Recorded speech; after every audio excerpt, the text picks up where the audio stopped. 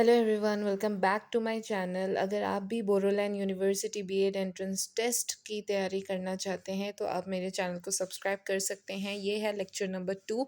इससे पहले मैंने एक लेक्चर ऑलरेडी अपलोड किया हुआ है टीचिंग एप्टीट्यूड के ऊपर, तो आप जाके देख सकते हैं। First question is a teacher wants students to develop critical thinking skills, which method is most appropriate. Options हम देख लेते हैं पहले। A, memorizing textbook definition. B, copying notes from the board. C, encouraging students to analyze and discuss real life problems. And D, giving only multiple choice tests. So एक टीचर एक student में critical thinking कैसे develop कर सकता है? Critical thinking का क्या मतलब है कि to think clearly and logically. ठीक है, आप ऑप्शंस देख करके भी आराम से पता लगा सकते हो। मेमोराइजिंग टेक्स्ट बुक डेफिनेशन, क्या हम टेक्स्ट बुक के डेफिनेशन को याद करके क्रिटिकल थिंकिंग डेवलप कर सकते हैं? नो। क्या सिर्फ नोट्स कॉपी करके बोर्ड से आप क्रिटिकल थिंकिंग डेवलप कर सकते हैं? नहीं। encouraging students to analyze and discuss real life problems, this will be the right answer. Okay, हम स्टूडेंट को एनालाइज करने के लिए इनक्रेज करेंगे और प्रॉब्लम सॉल्विंग स्किल्स डेवलप करेंगे, तभी क्रिटिकल थिंकिंग डेवलप होगा। 2 नंबर क्वेश्चन है, which assessment is conducted during the teaching learning process to improve students learning? पहला ऑप्शन है समेटिव असेसमेंट।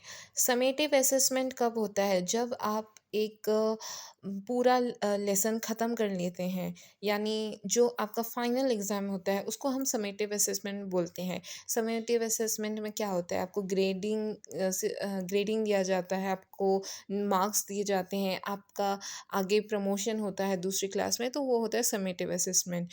फॉर्मेटिव असेसमेंट क्या होता है? जो टीचिंग लर्निंग प्रोसेस के दौरान होता है। जैसे आप टीचर जो है जैसे एक पोएम पढ़ाया, ठीक है, तो पोएम के बीच में मीनिंग पूछना, दिस इज़ फॉर्मेटिव असेसमेंट। जैसे क्लास ख़त्म होता है उसके बाद क्वेश्चंस पूछना, दैट्स फॉर्मेटिव असेसमेंट। तो टीचिंग लर्निंग प्रोसेस के दौरान जो असेसमेंट होता है उसे फॉर्मेटिव असेसमेंट बोलते हैं।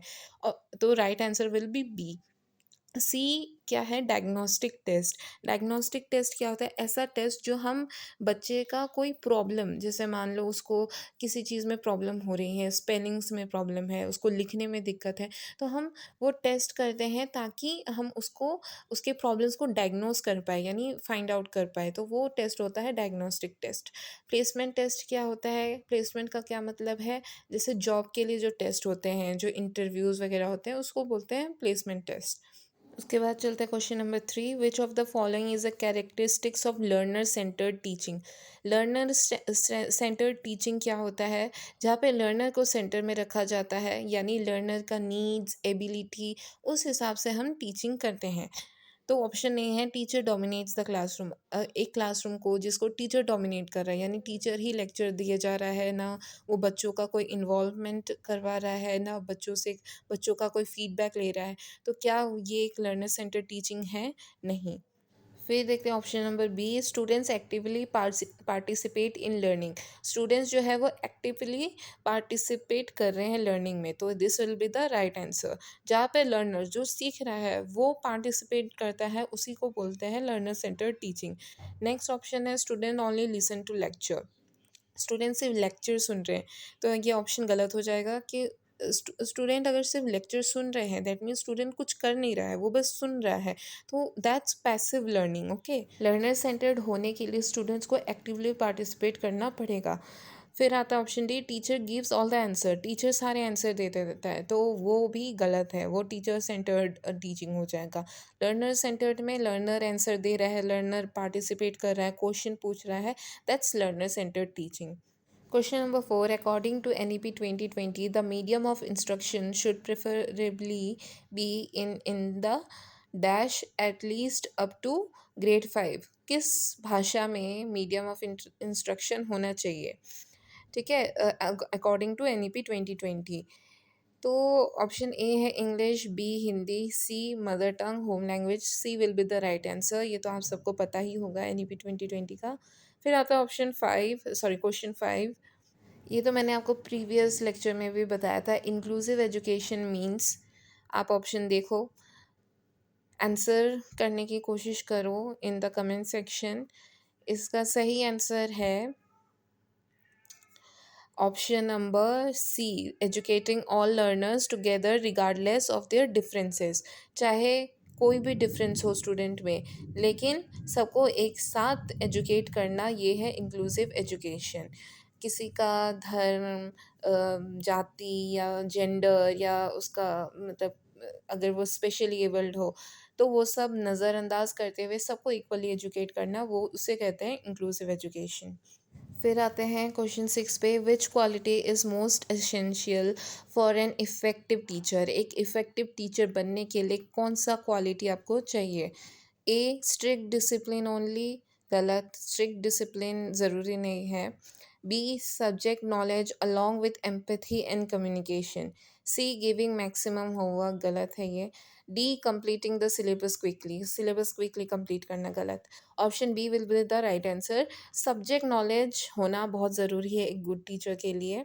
एम्पैथी होना और अच्छा कम्युनिकेशन स्किल होना बहुत ज़रूरी है एक अच्छा टीचर बनने के लिए। तभी आप जब बीएड करेंगे तो आपको बहुत सारा प्रेजेंटेशन देना होगा, बहुत सारी माइक्रो टीचिंग एक्टिविटी, ये सब आपको करना होता है ताकि आपका कम्युनिकेशन स्किल अच्छा हो। आगे चलते हैं question number 7, which of the following best reflects cooperative learning. Cooperative learning क्या होता है, ठीक है। Option A, students work individually in silence. Cooperate आप तभी करोगे ना जब आप ग्रुप में रहोगे, तो इंडिविजुअल अगर होगा तो ये तो आंसर ऐसे ही गलत है। स्टूडेंट्स मेमोराइज आंसर, स्टूडेंट ये आंसर याद कर रहे हैं, तो ये भी गलत है। Students work together to achieve a common learning goal, ठीक है, work together, they are working together to achieve a common learning goals, तो that's cooperative learning. Option C will be the right answer. Let's move to question number 8, the primary purpose of classroom evaluation is to. Classroom evaluation का क्या purpose है? Punish week students, बिल्कुल गलत, जहाँ punishment दिखे वो option काट देना है। कंपेयर स्टूडेंट्स ओनली, ये भी गलत है, कंपैरिजन नहीं करना स्टूडेंट्स में। Improve teaching and learning, option C will be the right answer. Teaching learning को इम्प्रूव करना ही क्लासरूम इवेल्युएशन का प्राइमरी पर्पस होता है। आज के लिए इतना ही। चैनल में नए हैं तो चैनल को सब्सक्राइब कर दे और वीडियो को लाइक और कमेंट ज़रूर से करें।